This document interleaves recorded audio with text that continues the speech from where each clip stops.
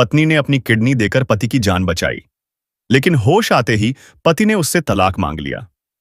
आखिर क्यों? जब वजह सामने आई तो सबके रोंगटे खड़े हो गए। अस्पताल के उस कमरे में जब राधिका की आंखें खुलीं तो उसे पेट के दाहिनी ओर एक तेज, चुभता हुआ दर्द महसूस हो रहा था। फिर भी दिमाग में सिर्फ एक ही नाम गूंज रहा था, आरव। आरव ठीक तो हैं? कमजोर आवाज में वो बोली। पास खड़ी नर्स ने झुककर उसके माथे से पसीना पोंछा और मुस्कुराकर कहा, आप चिंता मत कीजिए, ऑपरेशन सफल रहा, आपके पति बिल्कुल ठीक हैं, बस अभी उन्हें होश नहीं आया है। नर्स के शब्द राधिका के लिए दुनिया की सबसे बड़ी खुशखबरी थे। मुझे मुझे उनसे मिलना है, राधिका ने जिद की। अभी नहीं, डॉक्टर ने कमरे में आते हुए नरमी से कहा। राधिका जी, आपने अपनी एक किडनी डोनेट की है, आपका शरीर भी एक बड़े ऑपरेशन से गुजरा है। आपको और आरव जी दोनों को अभी पूरी तरह आराम की जरूरत है। आप दोनों अलग अलग रिकवरी रूम्स में निगरानी में रहेंगे। राधिका के दिल में एक बेचैनी थी, लेकिन डॉक्टर की बात में तर्क था।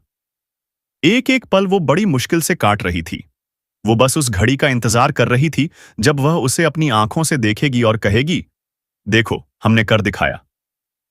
आखिरकार वह दिन आ ही गया। डॉक्टर ने उसे आरव के कमरे में जाने की इजाजत दे दी। दर्द के बावजूद राधिका का दिल खुशी से धड़क रहा था। वह सोच रही थी कि आरव उसे देखते ही क्या कहेगा।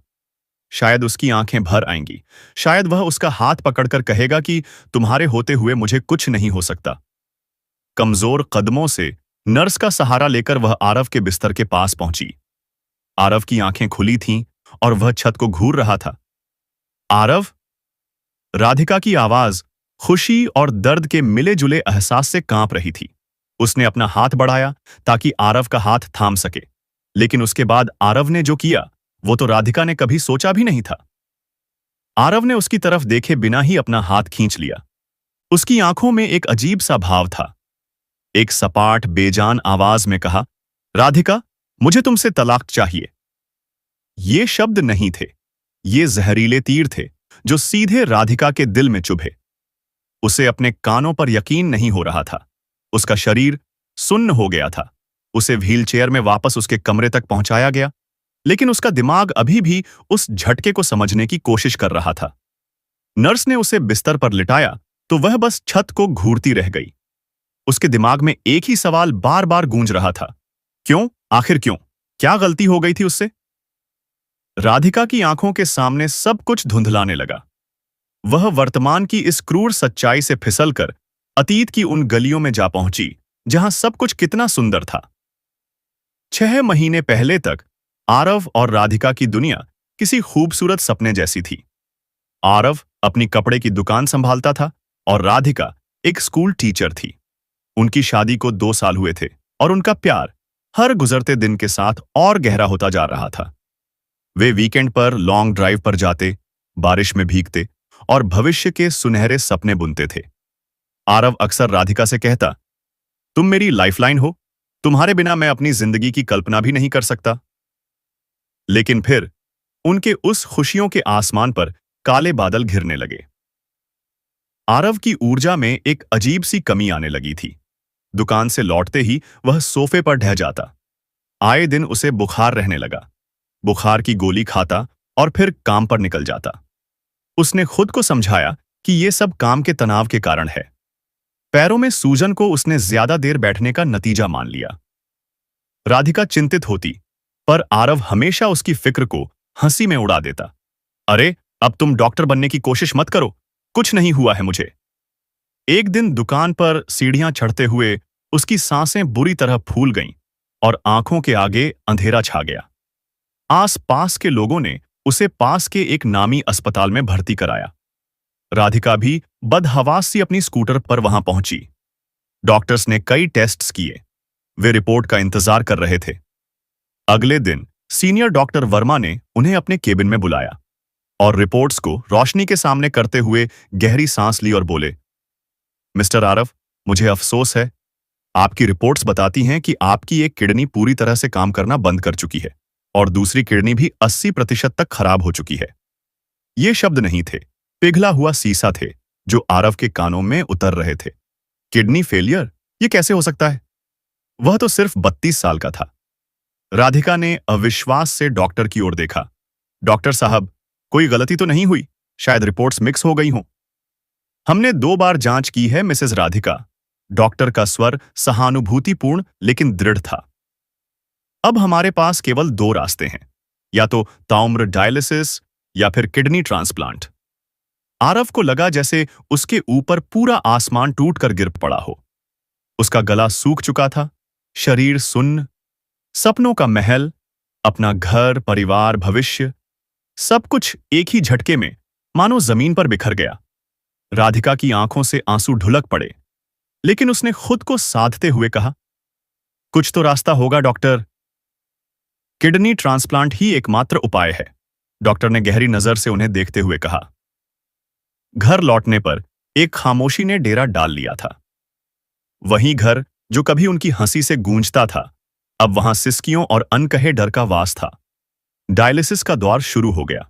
हफ्ते में 2 बार 4-4 घंटों के लिए आरव को एक मशीन से जोड़ दिया जाता, जो उसके शरीर से जहरीले पदार्थों को बाहर निकालती। अब आरव का हंसमुख चेहरा पीला और आंखें धंसी हुई लगने लगी थीं। परिवार में डोनर की तलाश एक युद्ध स्तर पर शुरू हुई। भारत में अंगदान की प्रक्रिया जटिल और लंबी है। सबसे पहले डॉक्टर ने परिवार के उन सदस्यों का ब्लड ग्रुप मैच करवाने की सलाह दी जिनके साथ आरव का खून का रिश्ता था। लेकिन आरव के माता पिता उम्र के कारण पहले ही अनुपयुक्त थे। उसकी बड़ी बहन का ब्लड ग्रुप अलग था। बड़ी मुश्किल से एक डोनर मिला, लेकिन उसका ब्लड ग्रुप भी मैच नहीं कर रहा था। कहीं से कोई मैच नहीं मिला। उम्मीदें एक एक कर टूट रही थीं। दोस्तों और दूर के रिश्तेदारों से भी पूछा गया, लेकिन अंगदान का फैसला कोई मामूली बात नहीं थी। लोग सहानुभूति दिखाते, पर अपनी जान का एक हिस्सा देने की हिम्मत कोई नहीं जुटा पा रहा था।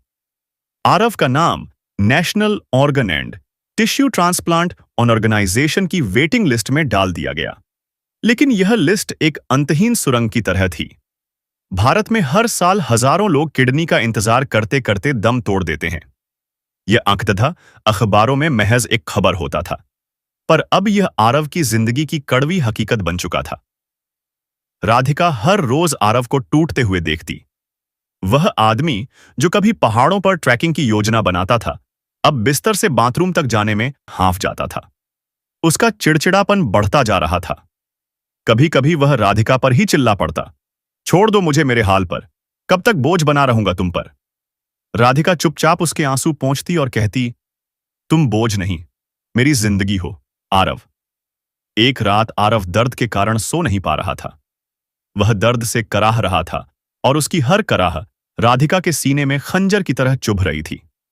राधिका ने उसे दवा दी, उसका सिर अपनी गोद में रखा और चुपचाप उसे देखती रही।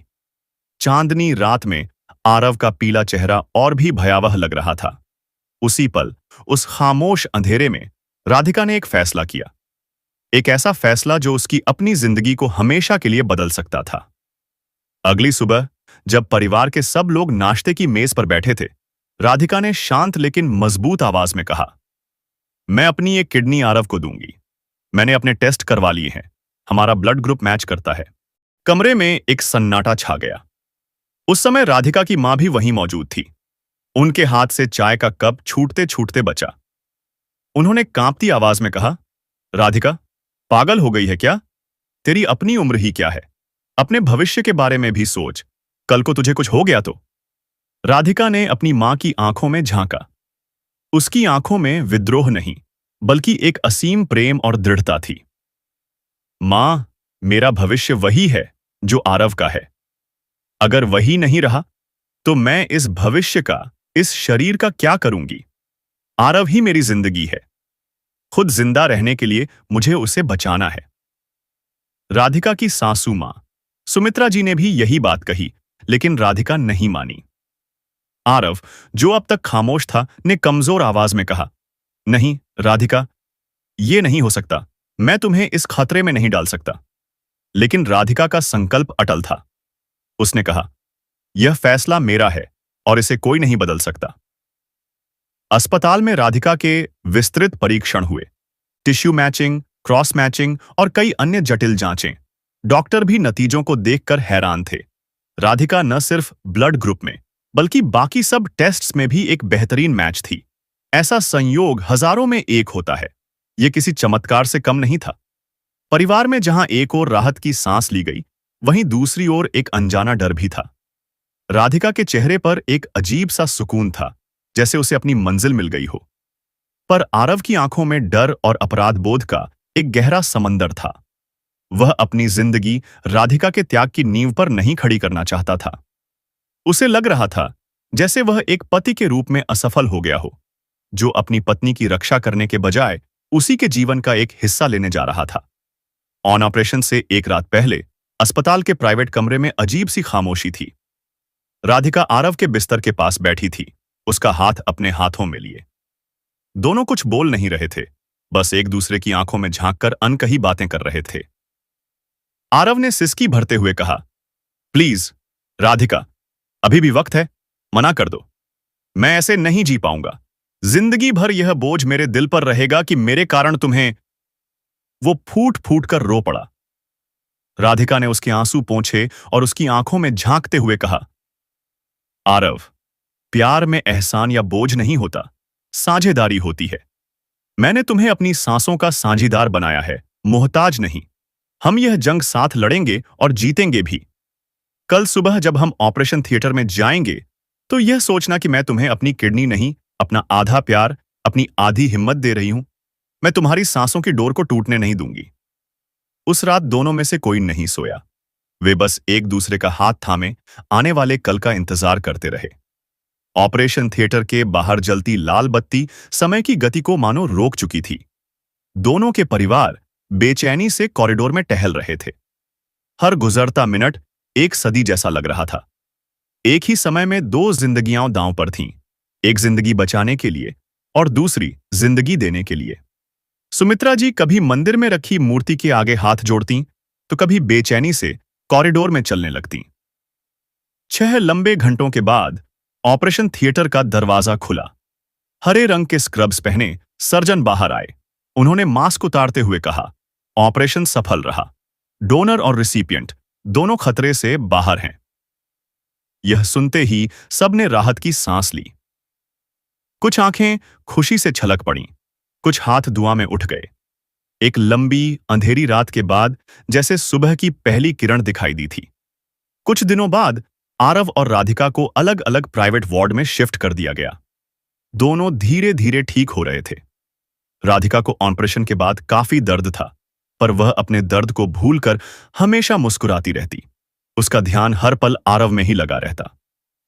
आरव अब ठीक है, ये सुनकर राधिका को लगता जैसे उसे दुनिया की सारी खुशियां मिल गई हों। आरव भी अब बेहतर महसूस कर रहा था। उसके शरीर ने नई किडनी को स्वीकार कर लिया था। उसके चेहरे की पीली रंगत धीरे धीरे सामान्य हो रही थी।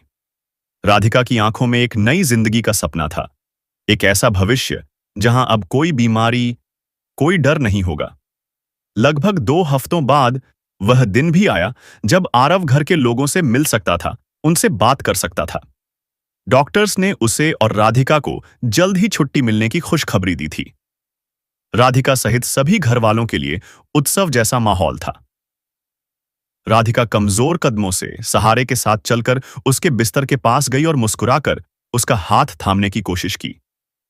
लेकिन जो हुआ उसकी किसी ने कल्पना भी नहीं की थी। आरव ने झटके से अपना हाथ खींच लिया। उसकी आंखों में प्रेम नहीं, एक अजीब सी बेचैनी थी। उसने राधिका की आंखों में देखे बिना छत को घूरते हुए एक सपाट और भावनाहीन आवाज में कहा, राधिका, मुझे तुमसे तलाक चाहिए। राधिका को लगा जैसे उसके पैरों के नीचे की जमीन ही खिसक गई हो, पूरी दुनिया जैसे घूम गई हो। उसके कानों में एक तेज साय साय की आवाज गूंजने लगी। वह वहीं आरव के बिस्तर के पास फर्श पर गिर पड़ी। अस्पताल के कमरे में कोहराम मच गया। नर्सें भागीं, सुमित्रा जी चीख पड़ी। जिसने तेरे लिए उसने अपनी जान दांव पर लगा दी, अपनी जिंदगी का एक हिस्सा काटकर दे दिया। होश में आते ही तूने उसे अपनी जिंदगी से निकालने का फरमान सुना दिया। यह क्रूरता की पराकाष्ठा थी। सब परिवार वाले आरव पर टूट पड़े। उसके पिता, जो हमेशा शांत रहते थे, ने पहली बार उस पर हाथ उठाया। बेशर्म, एहसान फरामोश, जिस औरत ने तुझे अपनी जिंदगी दे दी, तू उसे तलाक देगा? तुझमें इंसानियत बची भी है या नहीं? सुमित्रा जी रोते हुए बोली। क्या हो गया है तुझे, आरव? राधिका ने तेरे लिए क्या कुछ नहीं किया? आरव एक पत्थर की मूरत बना सब सुनता रहा। उसके चेहरे पर कोई भाव नहीं था, न दुख, न पश्चाताप। उसने बस इतना कहा, यह मेरा आखिरी फैसला है। उसकी यह बेरुखी किसी के समझ में नहीं आ रही थी। घर आने के बाद एक ही छत के नीचे दो अजनबी रहने लगे। राधिका को दूसरे कमरे में शिफ्ट कर दिया गया था। वह घंटों रोती, गिड़गिड़ाती, वजह पूछती, पर आरव या तो चुप रहता या लड़ने लगता। एक दिन राधिका ने उसके पैर पकड़ ली। आरव, बस एक बार बता दो, मेरी गलती क्या है? क्या मेरे त्याग में कोई कमी रह गई? मैं सब कुछ ठीक कर दूंगी। आरव ने उसे झिड़कते हुए कहा, गलती यही है कि तुमने मुझ पर एहसान किया है। मैं जिंदगी भर तुम्हारे इस बोझ के तले दबा नहीं रह सकता। जब भी तुम्हें देखूंगा, मुझे याद आएगा कि मैं कितना कमजोर और अधूरा हूं। मुझे आजादी चाहिए इस घुटन से। ये शब्द राधिका के सीने में खंजर की तरह चुभते। जिस त्याग को वह अपना प्रेम समझती थी, आरव उसे एहसान और बोझ बता रहा था। 2 महीने बीत गए। यह 2 महीने नहीं, 2 सदियां थीं राधिका के लिए। वो अब शारीरिक और मानसिक रूप से पूरी तरह थक चुकी थी। उसने फैसला किया कि वह इस रिश्ते को और नहीं घसीटेगी। शायद आरव सही कह रहा था। शायद उसकी मौजूदगी उसे घुटन दे रही थी। भारी मन से वह अपना सामान पैक कर रही थी, तभी उसे आरव की पुरानी मेडिकल फाइलों के नीचे एक लिफाफा मिला। यह लिफाफा नया था और शहर के एक दूसरे कैंसर अस्पताल का था। जिज्ञासावश राधिका ने उसे खोला। राधिका का दिल धक से रह गया। कैंसर अस्पताल? हमारा वहां क्या काम? एक अनजानी आशंका ने उसके पूरे शरीर को जकड़ लिया। कांपते हाथों से उसने लिफाफे को खोला। अंदर आरव की कुछ ताजा रिपोर्ट्स थीं। राधिका ने उन्हें पढ़ना शुरू किया। रिपोर्ट मेडिकल की जटिल भाषा में लिखी थी। बहुत से शब्द उसके सिर के ऊपर से गुजर रहे थे। उसे कुछ भी साफ साफ समझ नहीं आ रहा था, लेकिन जितना उसे समझ में आ रहा था, उसकी आत्मा को कंपाने के लिए काफी था। उसका दिल कह रहा था कि यह कोई बहुत बड़ी खतरे की घंटी है। उसके दिमाग में एक तूफान चल रहा था। आरव की नफरत, तलाक की जिद, और अब ये कैंसर अस्पताल की रिपोर्टें। उसे कुछ समझ नहीं आ रहा था कि आखिर यह सब चल क्या रहा है। उसने फैसला किया कि वह आरव से इस बारे में बात नहीं करेगी। वह जानती थी वह फिर झूठ बोलेगा या खामोश हो जाएगा। उसे डॉक्टर से मिलकर ही सच्चाई जाननी होगी। उसने तुरंत उन रिपोर्ट्स को अपने पर्स में रखा, आधा पैक किया हुआ सूटकेस वहीं खुला छोड़ा और घर से बाहर निकल गई, उसी अस्पताल की ओर जिसका पता लिफाफे पर लिखा था। अस्पताल पहुंचकर उसने रिसेप्शन पर डॉक्टर का नाम बताया। आधे घंटे के इंतजार के बाद उसे डॉक्टर आलोक के केबिन में भेजा गया। डॉक्टर साहब, ये मेरे पति आरव की रिपोर्ट्स हैं। मुझे ये घर पर मिली। मुझे कुछ समझ नहीं आ रहा। क्या आप बता सकते हैं कि इसमें क्या लिखा है? डॉक्टर आलोक ने रिपोर्ट्स देखीं और फिर राधिका के चिंतित चेहरे को देखा। उन्होंने एक गहरी सांस ली। आप बैठ जाइए मिसेस राधिका, डॉक्टर ने समझाना शुरू किया। देखिए, जब से आरव जी की किडनी की बीमारी पहचान में आई थी, तब से शायद उन्हें कुछ बहुत सी हैवी दवाइयां दी गई थीं। लाखों में किसी एक मरीज पर उन दवाओं का एक बहुत ही दुर्लभ साइड इफेक्ट होता है, और दुर्भाग्य से आपके पति उन लाखों में एक हैं। राधिका की सांस अटक गई। उन दवाओं ने आरव जी के शरीर में एक तरह के कैंसर को सक्रिय कर दिया है। इसका पता उन्हें ट्रांसप्लांट के तुरंत बाद हुए चेकअप में चला। कैंसर? यह शब्द राधिका के मुंह से एक सिसकी बनकर निकला। जी, डॉक्टर ने दुखी मन से सिर हिलाया। और यह बहुत आक्रामक किस्म का है। कीमोथेरेपी का भी इस पर असर होने की उम्मीद न के बराबर है। राधिका ने अपनी सारी हिम्मत जुटाकर सबसे मुश्किल सवाल पूछा। उनके पास कितना वक्त है? डॉक्टर कुछ देर चुप रहे, फिर धीमी आवाज में बोले, मेडिकल साइंस के अनुसार शायद 6 से 7 महीने। उस पल सब कुछ शीशे की तरह साफ हो गया। आरव की बेरुखी, उसका गुस्सा, उसका तलाक का फैसला, सब एक मुखौटा था। एक क्रूर मुखौटा जिसके पीछे एक टूटता हुआ इंसान अपनी पत्नी को आने वाले दर्द से बचाने की आखिरी हताश कोशिश कर रहा था। घर पहुंचकर राधिका रिपोर्ट लेकर आरव के सामने खड़ी हो गई। उसकी आंखों में आंसू नहीं, एक गहरा, अथाह दर्द था। यह है वजह? उसने कांपती आवाज में पूछा। आरव ने रिपोर्ट राधिका के हाथ में देखी और उसका पत्थर जैसा चेहरा पल भर में बिखर गया। वह फूट फूट कर रो पड़ा। इतने महीनों का दबाया हुआ दर्द, डर और बेबसी सैलाब बनकर उसकी आंखों से बह निकली। हां, उसने सिसकियों के बीच कहा, मैं तुम्हें एक जवान विधवा बनते नहीं देख सकता था राधिका। मैं चाहता था कि तुम मुझसे इतनी नफरत करो कि मेरे जाने के बाद तुम्हें दुख न हो। तुम अपनी जिंदगी दोबारा शुरू कर सको। मैं स्वार्थी और क्रूर बनना चाहता था ताकि तुम मुझे आसानी से भूल सको। राधिका ने आरव के लाए हुए तलाक के कागज उठाए और उनके टुकड़े टुकड़े कर दिए। उसने आरव को कसकर गले से लगा लिया। बुद्धू कहीं के, तुमने सोचा कि तुम मुझे खुद से दूर करके बचा लोगे? मैंने तुम्हें अपनी किडनी तुम्हारी लंबी उम्र के लिए नहीं, तुम्हारे साथ जीने के लिए दी थी, चाहे वो जिंदगी 1 दिन की हो या 100 साल की। उसने दृढ़ता से कहा, यह लड़ाई अभी खत्म नहीं हुई है आरव। हम इसे भी साथ मिलकर लड़ेंगे और जीतेंगे। मैं हार नहीं मानूंगी और तुम्हें भी हार मानने नहीं दूंगी। उस दिन के बाद घर का माहौल बदल गया। निराशा की जगह एक नई जंग की तैयारी ने ले ली। राधिका और आरव के परिवार ने दिन रात एक कर दिया। देश विदेश के हर बड़े अस्पताल में संपर्क किया गया। हर जाने माने डॉक्टर से सलाह ली गई, लेकिन हर जगह से एक ही जवाब मिलता, यह कैंसर बहुत दुर्लभ है, इसका कोई पक्का इलाज नहीं है। उम्मीद धीरे धीरे दम तोड़ रही थी, लेकिन राधिका ने हार नहीं मानी थी।